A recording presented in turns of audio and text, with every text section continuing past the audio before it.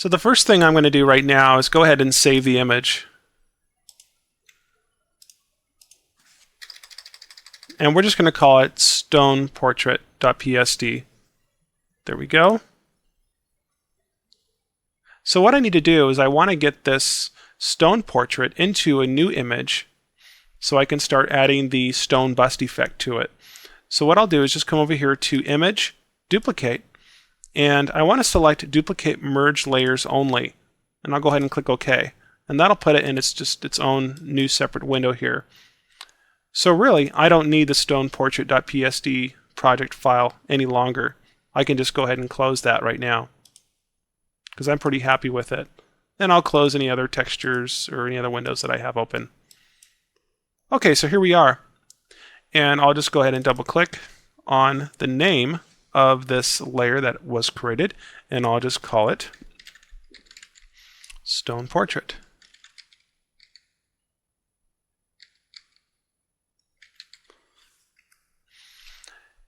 Okay, so we need some room around the image here. What I can do is make this stone portrait smaller and then put it on a stage like you see in this image here, our final image.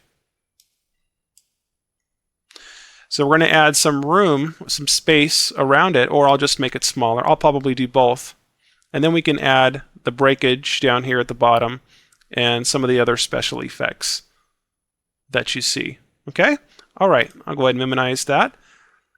And here we are.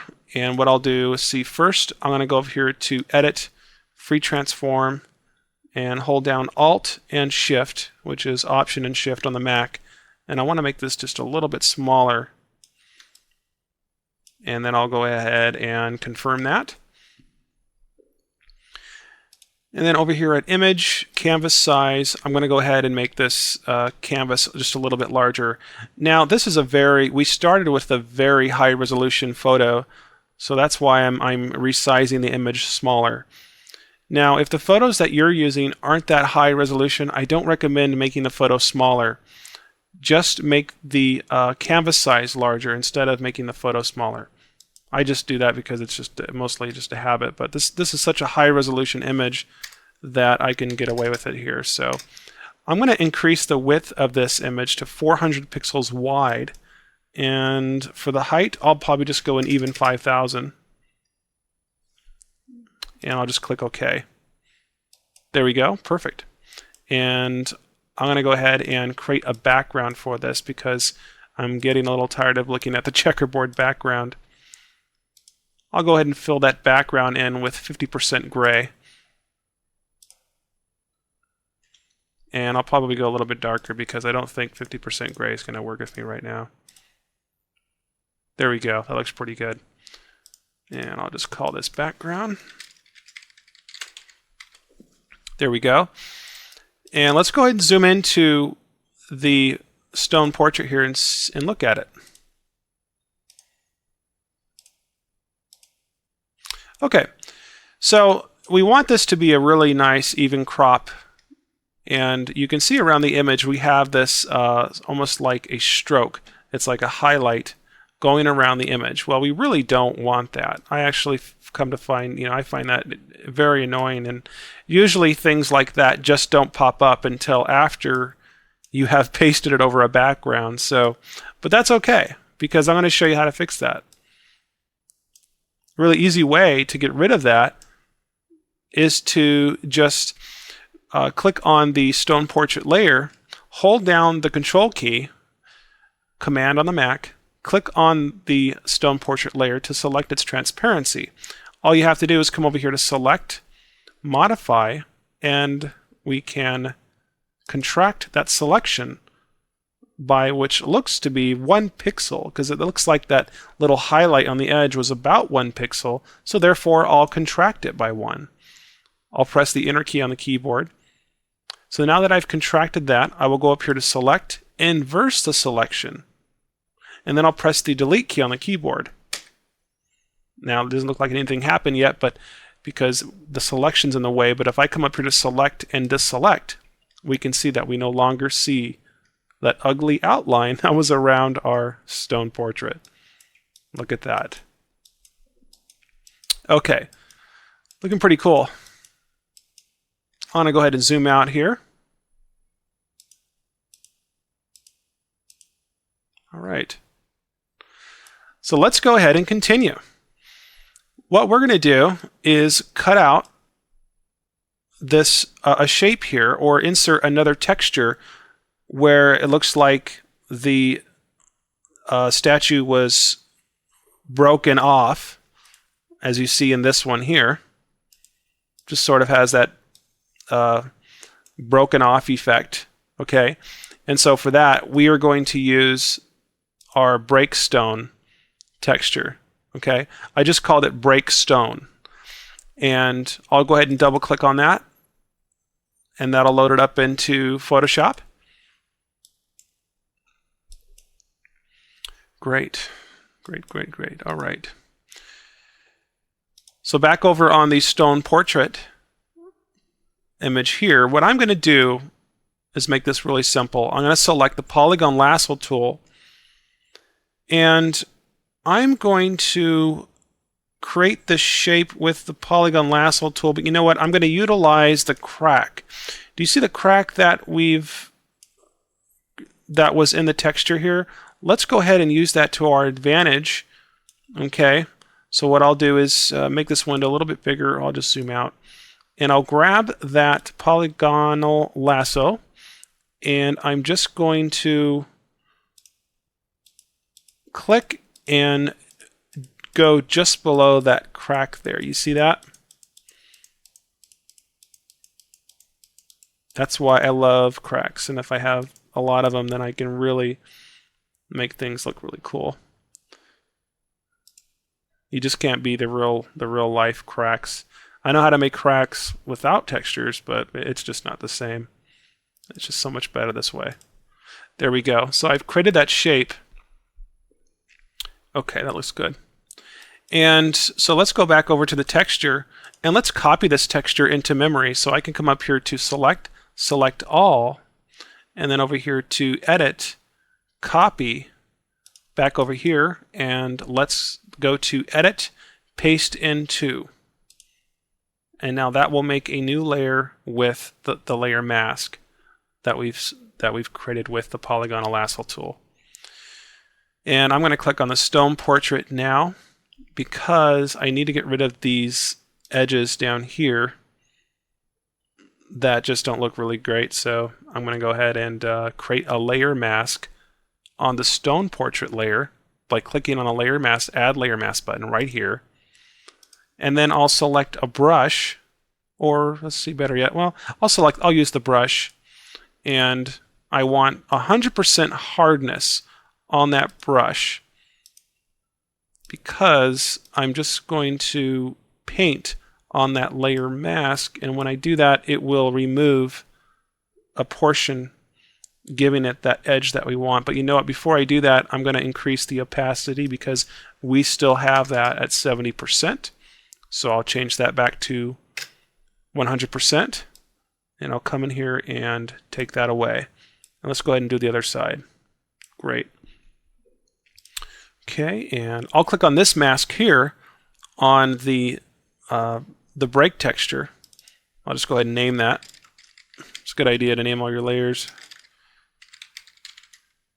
And so I'll just go ahead and touch this up a little bit.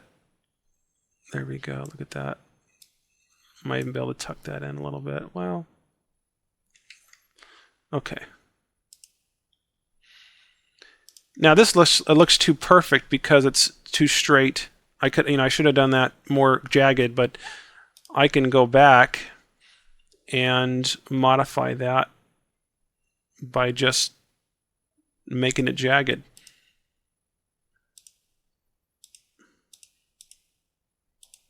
Just making it up and down, and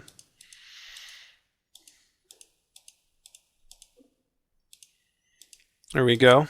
And I'm kind of doing a reversal selection here. I'm selecting outside of it, and I'll show you why I'm doing this in just a minute.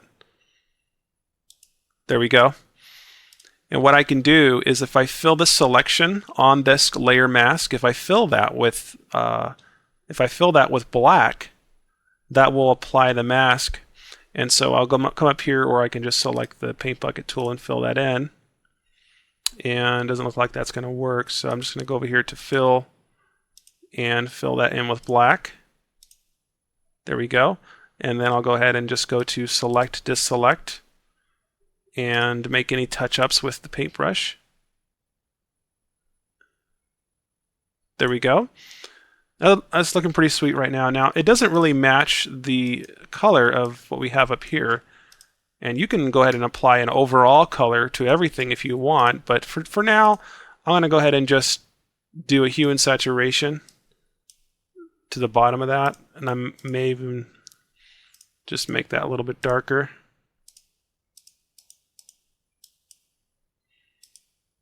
There we go. There's really no set way to do anything, really. It's just all about, personal taste and, whatever you think that looks good. There's so many different ways to do things. I like that. It looks good. And I'm going to go ahead and click on this layer mask here and paint along the bottom. So, because what's happening is that we are still seeing the bottom of this, of the stone portrait. So I'm going to go ahead and paint that away. Look at that. That looks pretty cool. Now let's go ahead and do the same for his shoulders, because it's really too straight up and down, and that just doesn't look very organic, like it's really broken. It's just too perfect. So what we can do is just grab the polygonal lasso tool again and click on the stone portrait layer mask there. And so what I'll do is just bring this polygonal, almost take that sharp edge off there and make this just a little bit jagged. There we go. And I'll move it in a little bit. May even be too much, but yeah, that'll work. You'll get the idea. And so I'll go over here to edit, fill that with, actually for this one, yeah, I'll fill it with black. And deselect. There we go. That looks pretty good. And I'll do the same thing for this side.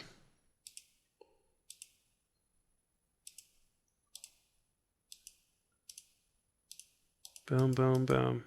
There we go. And I'll attach it to the beginning.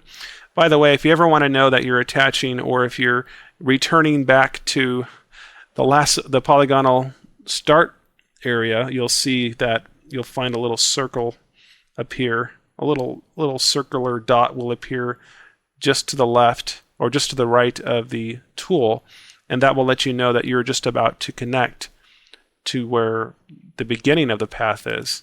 And as soon as you click the mouse, it creates the selection. So that looks good. I'll go ahead and just I could probably just hit delete on the keyboard rather than filling that in. See, there's just so many ways to do things. You can fill it with black, or you could just press the delete key on the keyboard. Looking good. I'll go up here to select and deselect. Okay, now it looks like it's really broken off. Let's look at the final one again. And we can see it's very close to this one now. That's looking much better. Awesome. Okay. All right, well, I think I'm going to leave it at this for now. And, we can go just a little bit further with it if you want. I can add a shadow or something like that by control clicking, which is command clicking, the layer mask on the break texture layer. That will select the layer's transparency. I can create a new layer and call it shadows.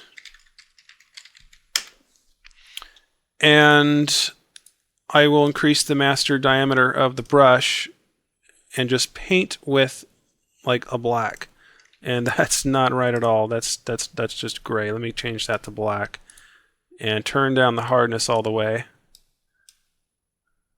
See, I make mistakes too. So, and there I'll go. I'll just create that shadow there. Almost looks like it was hollow at one point. you know, like it's, well, it's not hollow, but for real, but it has like a, looks like we're breaking away the outside on the bottom there and, you know, whatever. So look at that. I'll go ahead and zoom out. And looks great. I'll change the color of that bottom there just a little bit more. Okay.